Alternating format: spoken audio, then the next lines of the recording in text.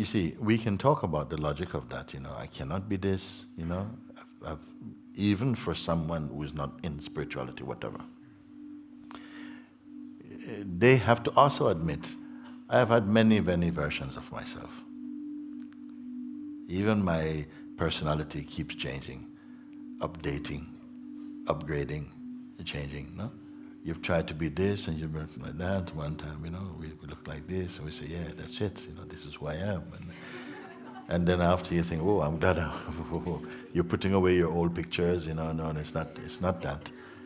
So the personality self-portrait is always changing also. But still throughout, you always feel the sense, but I'm here. But with this mask on, and then with this mask on, and then this costume on, and the costumes are not you. What are these costumes? You can say personality, you can say, ideas about life and about yourself and so on, that we try so much to convince everybody that that's what we are. And inside I know I'm not that. Okay? So all this is you are seeing through them, no? You see that's not it. But something remains persistent, that keeps coming. If you know you're not them, why they keep coming back? Anyway, they keep appearing, okay? And they're appearing in front of who? If they come back to who and to where they come back. And this is where you have to become clear.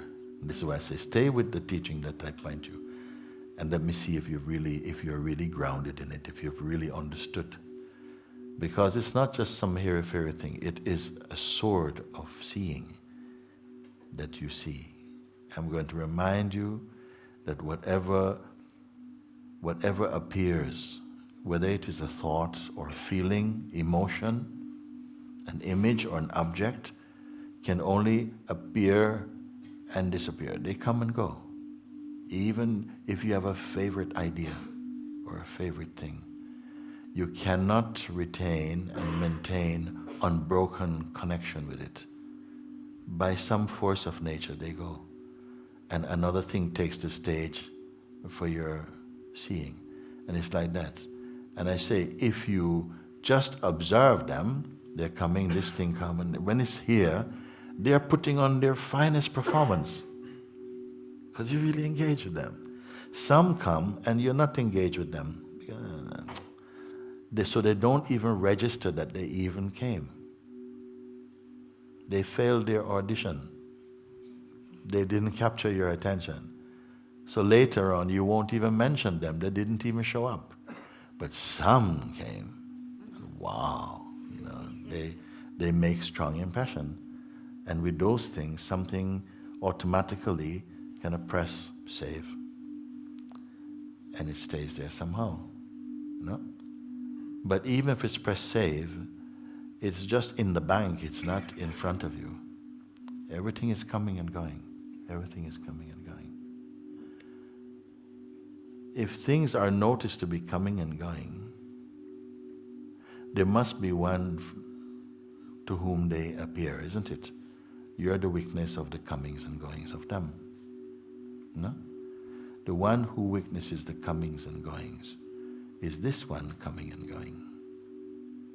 Relative to the things that appear and disappear, that come and go, that arise and fall, all these things. It's a natural thing. We're not being, so far out. This is every day. Every person experiences this.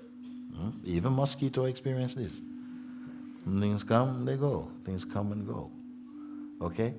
So even your favorite thoughts, your habits, they come and also go in front of you.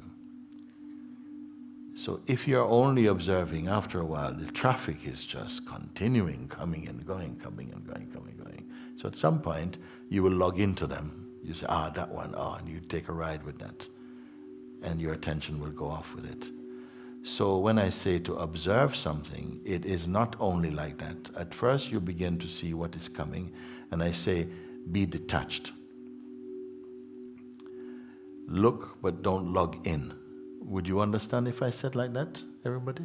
Yeah. So mean that you're aware, but there are some things it feels that there's a temptation to log into them, isn't it? Because they have a particular energetic relationship with you, and you want to give a bit more energy to them. Okay? But I'm saying, but you are just to notice that. Don't actually connect up with anything. Okay?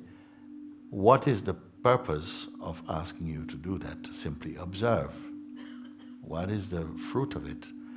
It's not just keep looking at things coming and going. At a certain point, you are to pay attention to the place where you're looking from. The place where you're looking from, is that an object? The place where you're looking from, not the thing you're looking at. Because if you're looking for things, you'll keep on seeing things. Thoughts and feelings and peoples and memories and appointments and emails and all kinds of stuff will come. But at a certain point you become aware of just looking. The looking energy. When you are aware of that, then the focus of objects become just like a soup of sensations. You're not pulled in. You become aware of the one looking. The place from where the looking is, just the looking itself. Can you look at the looking? Even. The looking, something is aware now. If somebody says, darling, it's time to come and have some tea. You say, no, it's okay, not right now. What you doing? I'm just sitting quietly because you don't want to explain. It's too much. You're just observing the flow of the mind, but you say that can go on all day. And people have reported when they try to do just that, they say, after a while I get a headache, I can't keep it up. And I say, but that's not what you're being asked to do. To keep looking with detachment, don't get pulled into whatever you're looking at. Don't create, just let it just flow by like clouds passing. But now, that which is looking, you see, just be present with be the witness, the present. What is the witness? What is looking at all of this? What's it like at the place where the looking begins, the observing? Even is it possible that you can observe the functioning of observing? Is that going too far now? People arriving first time? If I say that just be aware, just be the witness. Just be the witness. The witness means you're not involved in the traffic of sensations you're observing. What is the environment of the witness like? And then you pay attention to that. Is there a lot of movement going on there? Is there any movement going on at the place of the seeing? Is it not a stillness there? Is the seer purchasing impressions? Just aware of just observing. And then now, you don't feel pulled into the traffic of impressions, objects coming before you. Now your attention has to go to the seeing place. Now I want to ask you something, then I go one step further. The one who is seeing, that which is seeing all of these things, can this one itself be seen? This you must sit with. If you get this kind of instruction, you don't need 2 or 3 other instructions. You can stay just with this, because this is so potent with self-discovery that picking up any other thing would be a kind of distraction, unnecessary.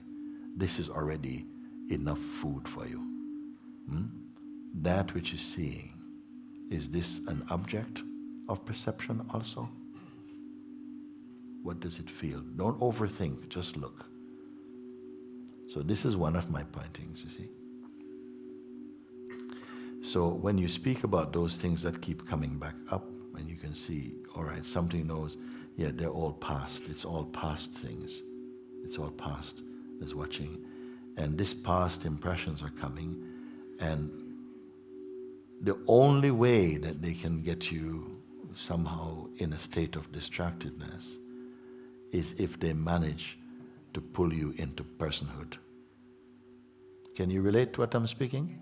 Yeah, so that the traffic is coming, things are coming, but the only way they can get you, so to speak, to be pulled into the noise of personhood and all of this, is if it managed to catch you in the idea you have of yourself, an old idea. Otherwise, if you stay detached and you realize just what I've said earlier, that, does the weakness itself have a past? Does it have history? Is it possible, you see? If you find that out, if you discover that, then all the things which are coming and going before you will lose their impact. They will lose their magnetism for your attention. What will happen is that your energy that goes out to contact objects will remain inside your heart, and it will explode into peace. And a great happiness will be with you.